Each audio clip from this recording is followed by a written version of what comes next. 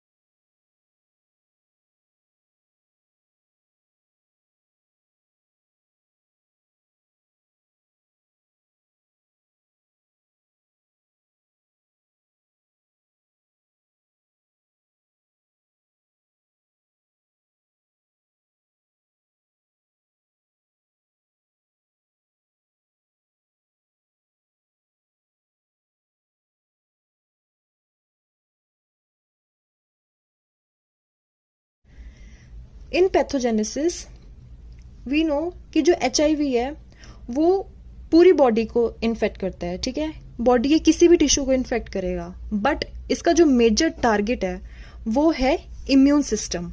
Y immune system? क्योंकि immune system में क्या होते हैं? टी सेल्स, ठीक है। टी सेल्स में भी कौन से? CD4 टी सेल्स होते हैं, ठीक है। और HIV वायरस की एफिनिटी होती है टुवर्ड्स टी सेल्स। इसके अलावा मैक्रोफेजेस, डेंड्रिटिक सेल्स और बी सेल्स को भी इन्फेक्ट करता है, बट ज्यादातर टी सेल्स को इन्वॉल्व करता है, ठीक है, टी लिम्फोसाइट्स को।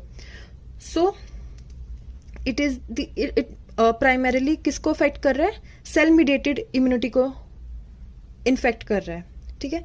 सो एड्स में सबसे ज्यादा कॉमन जो सिस्टम इन्वॉल्व होता है वो होता है इम्यून सिस्टम। और HIV enters in the body through mucosal tissue. ठीक है, अगेन क्योंकि म्यूकोजल टिश्यू में लिम्फॉइड सेल्स होते हैं, वहां से म्यूकोजल टिश्यू में आता है वायरस और ब्लड के अंदर जाता है। ब्लड में जाने के बाद सबसे पहले टी सेल्स इन्फेक्ट होते हैं।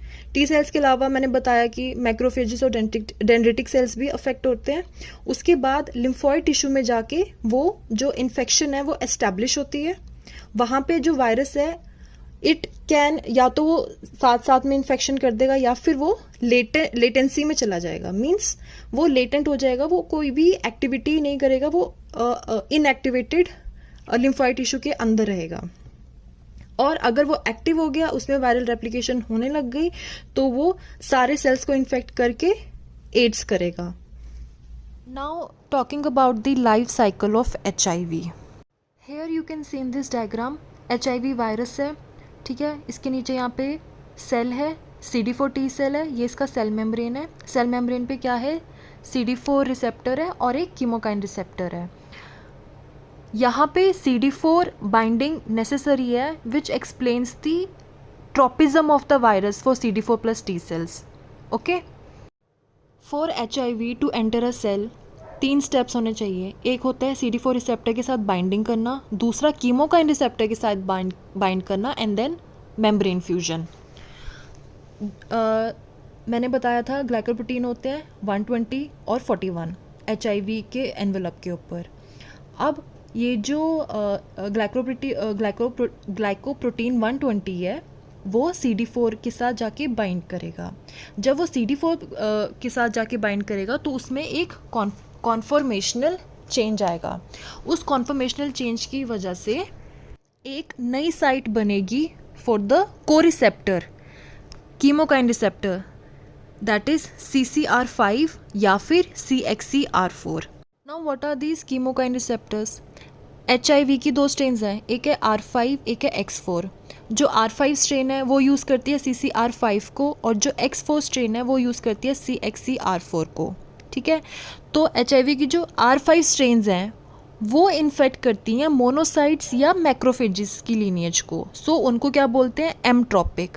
और जो X4 स्ट्रेन्स होती हैं वो अटैक करती हैं T सेल्स को, so they are called T tropic. So after binding to this coreceptor या तो CCR5 या CX4 के साथ बाइंड करके उसमें सेकेंड कॉन्फॉर्मेशनल चेंज आएगी। किसके अंदर आएगी अब ये कॉन्फॉर्मेशनल चेंज? ग्लाइकोप्रोटीन 41 में, जो कि एक ट्रांसमेम्ब्रेन प्रोटीन है। अब इसमें क्या कॉन्फॉर्मेशनल चेंज आ रही है कि इसका एक हाइड्रोफोबिक रीजन होता है वो एक्सपोज हो जाएगा। उसकी एक्सपोज होने की वजह से this peptide now will insert into the cell membrane of the target cell.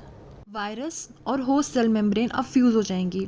Fuse होने के बाद जो वायरस के अंदर जीनोम था, RNA था और प्रोटीन्स थे, अब वो सेल के साइटोप्लाज्म के अंदर आ जाएंगे। Now this RNA genome, virus का जो ये RNA जीनोम है ये क्या करेगा, it will undergo reverse transcription, जिसकी वजह से क्या होगा, डबल स्ट्रैंडेड DNA सिंथेसिस होएगी। अब अगर तो ये क्विसेंट T सेल है तो ये कॉम्प्लीमेंट्री DNA जो बना है HIV का वो तो साइटोप्लाज्म के अंदर पड़ा रहेगा। बट अगर ये डिवाइडिंग T सेल है तो ये जो DNA बना है वायरस का DNA, ये न्यूक्लियस के अंदर एंटर करेगा। न्यूक्लियस के अंदर एंटर करके जो ये होस्ट जीनोम है उसके साथ इंटीग्रेट कर जाएगा with the help of integrase. After integration अब ये प्रो वायरस या तो लेटेंट रहेगा फॉर मंथ्स और ईयर्स, कोई इन्फेक्शन नहीं करेगा। ऑल्टरनेटिवली क्या हो सकता है कि ये pro viral DNA can be transcribed which will form a complete viral particle. अब इसके अलावा इसके साथ में सिंथेसिस होएगी HIV प्रोटीन्स की that can bud from the cell membrane of the host cell. अगर बहुत ही ज़्यादा प्रोडक्टिव इन्फेक्शन हो रही है, बहुत ज़्यादा रेप्लिकेशन हो रही है, जिसकी वजह से काफ़ी ज़्यादा एक्सटेंसिव वायरल बर्डिंग हो रही है, तो जो ये सेल मेम्ब्रेन है ये वीक हो जाएगी होस्ट टी सेल की, and that will lead to the death of the infected cell due to the cytopathic effect of the virus. अब मैंने बताया कि जो HIV वायरस है मेन T सेल्स को इन्फेक्ट करता है। T सेल्स को इन्फेक्ट कर रहा है, T सेल की डिप्लीशन हो रही है। अब इनकी डिप्लीशन होती कैसे है?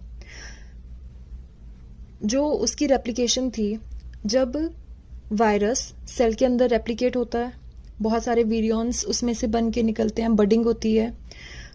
आफ्टर सम टाइम जब काफ़ी सारे वीरियंस सेल में से रेप्लिकेट होके बाहर निकल आते हैं, तो वो जो सेल है उसकी जो सेल मेम्ब्रेन है वो वीक हो जाती है, ठीक है, जिसकी वजह से जो सेल मेम्ब्रेन वीक होने की वजह से सेल डेथ हो जाती है। So that is the direct cytopathic effect of the replicating virus on the T cell. It should be noted कि एक दिन में 100 बिलियन न्यू विरियंस बनते हैं और उसमें से 1 to 2 बिलियन जो CD4 T सेल्स होते हैं दे डाई ईच डे। सो अगर कंपैरिजन करें तो 100 बिलियन न्यू वायरस बन रहे हैं और 1 to 2 billion CD4 T cells की डेथ हो रही है हर दिन। इवेंचुअली ये जो नंबर है ये बढ़ जाएगा, ठीक है, ज्यादा सेल्स का लॉस होने लग जाएगा and it will overcome the immune system and that will lead to AIDS. After that, macrophages and dendritic cells, they are also affected. Maximum जो macrophages हैं वो lungs और brain में infect होते हैं। 10 to 50% infect होते हैं macrophages इन organs के अंदर।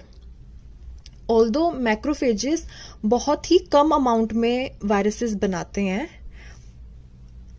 But they are also quite resistant to cytopathic effect. Means अगर बहुत ज़्यादा जो टी सेल्स हैं वो इन्फेक्ट होने के बाद उनका लॉस हो भी जाएगा, उसके बाद भी जो रेप्लिकेशन है HIV वायरस की वो मैक्रोफेजिस के अंदर होती रहती है, क्योंकि काफ़ी ज़्यादा रेजिस्टेंट होते हैं, इनकी इतनी जल्दी मैक्रोफेजिस की डेथ नहीं होती। उसके अलावा जो डेंड्रिटिक सेल्स होते हैं, जो म्यूकोजल डेंड्रिटिक सेल्स है, एक होता है, दूसरा कौन सा होता है, फॉलिक्यूलर होता है, और एक होता है म्यूकोजल। तो म्यूकोजल डेंड्रिटिक सेल्स ज्यादातर अफेक्ट होते हैं। आफ्टर गेटिंग अफेक्टेड ये जो डेंड्रिटिक सेल्स है ना वो अपने रीजनल लिम्फ नोड के अंदर जाते हैं, वहां पे वो उस वायरस को CD4 T सेल्स के पास जाके ट्रांसमिट कर देते हैं and then that virus will infect the CD4 T cells. B cells में अब क्या हो रहा है? वैसे तो अगर HIV वायरस लिम्फोसाइट्स को अटैक कर रहा है तो बी सेल्स का भी नंबर कम होना चाहिए, बट ऐसा नहीं होता है। पैराडॉक्सिकली क्या हो रहा है, एड्स में पॉलीक्लोनल एक्टिवेशन हो रही है बी सेल्स की। पॉलीक्लोनल का क्या मतलब है कि बहुत ज्यादा मैचुरेशन और बहुत ज्यादा जो बी सेल्स हैं वो बहुत ज्यादा बन रहे हैं डिफरेंट स्टेजेस पे, जिसकी वजह से क्या हो रहा है, germinal centre B cell hyperplasia हो रहा है लिम्फ नोड का। जो लिम्फ नोड में जर्मिनल सेंटर होता है उसके अंदर बी सेल्स का नंबर बहुत ज्यादा इंक्रीज हो जाता है। अब वो इंक्रीज क्यों हो रहा है? सपोज किसी को एड्स हुआ, HIV हुआ, अगर उसके अंदर पहले से EBV वायरस था, एप्स्टीन बार वायरस, अगर वो बंदा पहले से इन्फेक्टेड था by the Epstein Barr virus, अगर उसकी रीएक्टिवेशन हो गई तो पॉलीक्लोनल एक्टिवेशन होगा बी सेल्स का। सेकेंड तरीका क्या है कि जो ग्लाइकोप्रोटीन 41 होता है वो भी प्रमोट करवाता है बी सेल की ग्रोथ की, उसकी वजह से भी बी सेल का नंबर इंक्रीज होता है। उसके अलावा जो इंटरल्यूकिन 6 रिलीज होता है वो भी पॉलीक्लोनल एक्टिवेशन कराता है बी सेल्स की, जिसकी वजह से क्या होता है, प्लाज्मा सेल्स भी बढ़ते हैं। और क्या क्या होगा उसमें, अगर हम ब्लड टेस्ट कराएंगे इन पेशेंट्स का तो इनमें हाइपर गामा ग्लोबुलिनेमिया होगा और प्लाज्मा साइटोसिस होगा, और ये सब चीजें ना अर्ली स्टेजेस में होती हैं HIV की। बट इतना सब होने के बाद भी अगर बी सेल्स का नंबर इंक्रीज्ड भी है, बी सेल्स ने बनानी है antibodies against the HIV, still ये अफेक्टिव क्यों नहीं होता? बिकॉज ऑल्दो ये एंटीबॉडीज बन तो रही हैं but they are not effective. They are not effective because उनको टी सेल की हेल्प नहीं मिल रही है। बी सेल को काम करने के लिए टी सेल की जरूरत होती है, और क्योंकि टी सेल्स का नंबर कम हो गया है तो जो एंटीबॉडीज है वो इफेक्टिव नहीं होगी अगेंस्ट द HIV वायरस। अब हो रही है इन्फेक्शन। HIV इन्फेक्शन के 3 फेजेस होते हैं, दिस इज वेरी इंपॉर्टेंट। एक होता है एक्यूट अर्ली इन्फेक्शन, एक होता है क्रॉनिक फेज, और एक होता है एड्स। सबसे पहले एक्यूट फेज आता है। एक्यूट फेज क्या होता है? जब इन्फेक्शन हुई उसके 3 से 6 हफ्ते के बाद ये स्टेज आती है।